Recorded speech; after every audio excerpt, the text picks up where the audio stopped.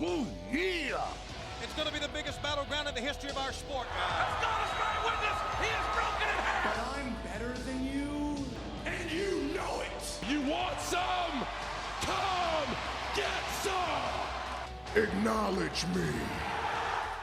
The irresistible force meeting the immovable object.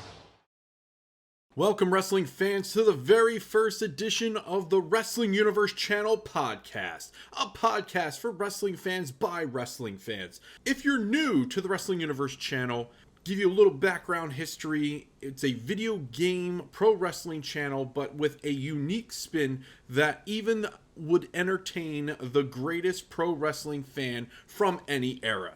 Now, that's not to say from time to time on our YouTube channel, we won't revisit that type of content, but we at the Wrestling Universe channel are trying something a little different.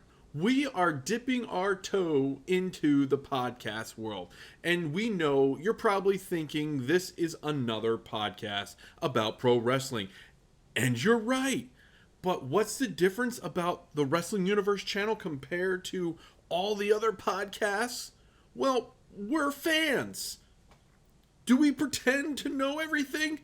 Absolutely.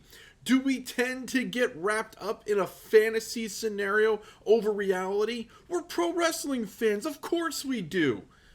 And if you're interested in listening to in-depth episodes about wrestling maneuvers, fantasy booking, wrestling predictions, and much, much more, then we ask you to stick around for a bit, and if you like what you're hearing, we'd appreciate the follow to this podcast. Not only will you be able to listen to this on our YouTube channel, but also on Apple Podcasts. So our first episode will be a prediction episode, and we are going to select AEW WrestleDream, All Elite Wrestling's new pay-per-view event that will be at the Climate Pledge Arena in Seattle, Washington on October 1st. Now you're probably asking, why AEW?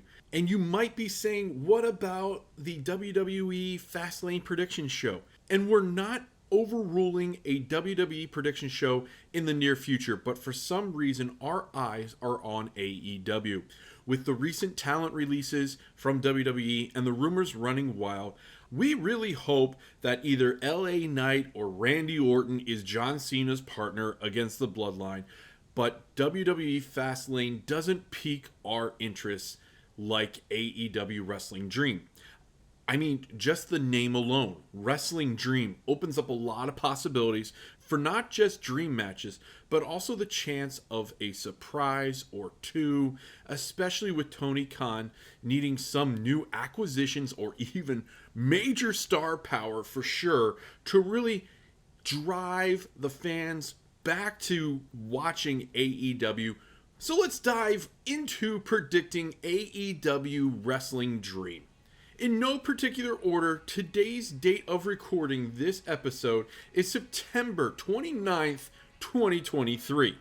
And if more matches were announced, sorry, you didn't make the cut. We're starting off with Daniel Bryan against Zack Sabre Jr. Okay, without a doubt, Bryan Danielson is going to be victorious. I mean, why would one of the creative writers and hometown guy lose? Can there be some interference from the continuing feud with Ricky Starks? Even though Starks is in a match with Wheeler Yuta, that's a completely different story. But can we see Ricky Starks interfere? Maybe. But this is a dream match, so I don't see anything or anyone disrupting this match at all. Regardless, Bryan Danielson will come out victorious against Zack Sabre Jr. Moving on, we have the Young Bucks taking on the Guns, who are also taking on the Lucha Brothers and the team of Orange Cassidy and Hook. Now, again, the winner of this match has the option of challenging for the World Tag Team titles at any point in time. No definite date, won't be shocked if it's going to be Full Gear, but regardless, this match is, I'm interested. At the same time, I'm not, because I really, really hope it's not the Young Bucks.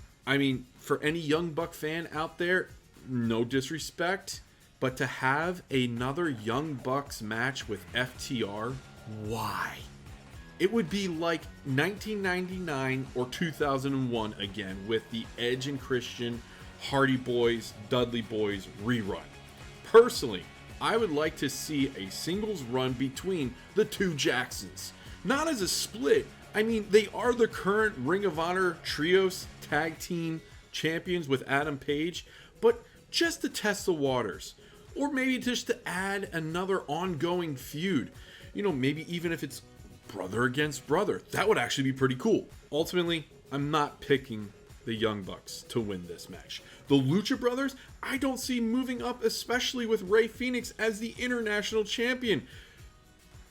I mean, regardless, I feel there might be some more additional feuding between them and the Blackpool Combat Club, with Moxley wanting the international title back after that crazy night at Arthur Ashe. And who knows, when are we going to get Pac back? I mean, when Pac returns, we could have an all-out brawl between the Lucha Brothers, Pac against Blackpool Combat Club. My dark horse would be the Guns, because they are involved with the Bullet Club Gold. But I feel next year will be the year for Bullet Club Gold. But maybe it's now. Would you be in favor of Bullet Club Gold having all the gold in AEW and establishing themselves as a powerful stable? I mean, that's an interesting thought. And I mean, we did have that little challenge going on between MJF and Jay White. So maybe it's happening already. Maybe Bullet Club Gold is getting that push. But I don't see the Guns coming out victorious. The only team that hasn't held the tag team gold is Orange Cassidy and Hook. Orange Cassidy is a favored talent. Like him or not, regardless of what Tony thinks, he is someone that the fans watch. Ratings show it, regardless of if you like him or not. And if he isn't getting the push for the world title, then move him into the tag team spotlight. Fans enjoy watching him, critics hate him. How does this not make sense? Hook needs to move up even more. I think having Orange Cassidy and Hook get the win in this match at AEW WrestleDream makes perfect sense. Which brings us to the AEW World Tag Team title match, as Aussie Open looks to get the tag team gold from FTR. Hold on a second. FTR is my pick. They will continue reigning as the greatest tag team of the modern era. All I ask is to have a better feud between FTR and Bullet Club Gold, or maybe start a feud with the Kingdom, Taven and Bennett. I mean, I feel there are a lot of tag teams on the roster that AEW really needs to push. Between Bullet Club Gold and the Kingdom, this could really start bringing up some good heel tag teams, I feel. But regardless, FTR comes out victorious once again. That does not diminish anything whatsoever towards Aussie Open. I just don't think it's time just yet for Aussie Open to be wearing the straps. After losing the Ring of Honor Tag Team Gold, I just think it's a transition stage right now. Watch them be really powerful come the following year. This match, I'm really not looking forward to. Nothing against any of the competitors here, but I feel, there are times AEW doesn't stick to just storyline against storyline. We gotta put them all in a pile like a big bowl of soup. Add in this flavor, add in this ingredient, add in this vegetable, add in this meat, and then boom, we got ourselves a giant match. I don't think it's necessary. I'm just not really invested. I'm not invested in this match because it's just too much. I think it would be more of a payoff if we get these individual matches. But ultimately, I see Jericho, Omega, and Ibushi getting the win, with Kenny Omega finally pinning Takeshita. I do see that. I finally seeing that chapter close right there, that Kenny Omega finally gets the pin. Would it be better if it was a Singles match? Absolutely. A lot of the cases that doesn't happen in AEW, which that needs to be fixed. This match will link Full Gear matches. Besides that, I just feel, hey, let's add this match in just for, fun.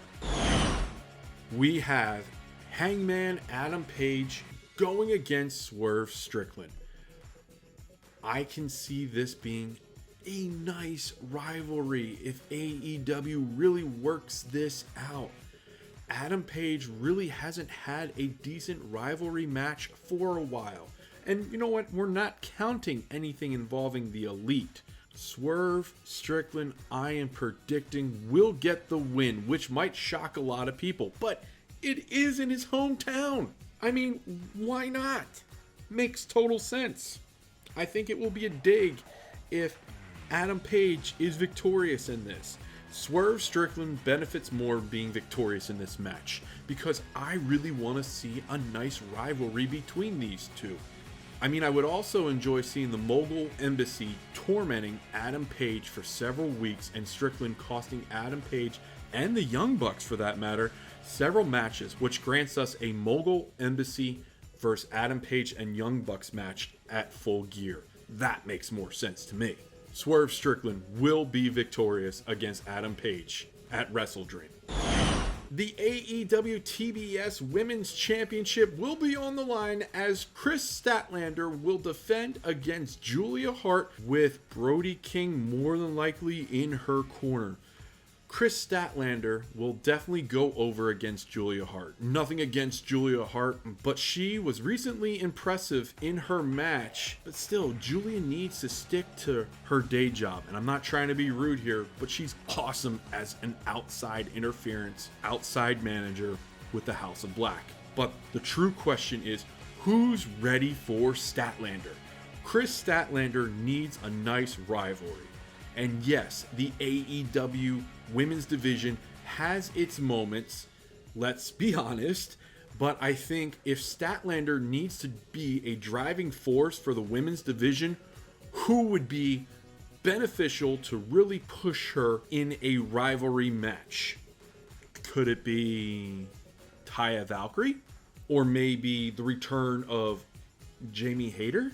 That would be a nice feud with Chris Statlander. I mean, as long as they both are not baby faces fighting each other. So if Hayter returns, I like her more as a heel than a baby face. Or what if, as a wild card, it's Paige Van Zandt? I mean, Paige is still a part of the current roster. We haven't seen her since May of 2022. And having someone from the UFC and bare knuckle fighting would be a nice addition. Having Paige come in and just brutally attack Statlander after the match would definitely push Statlander further up in recognition.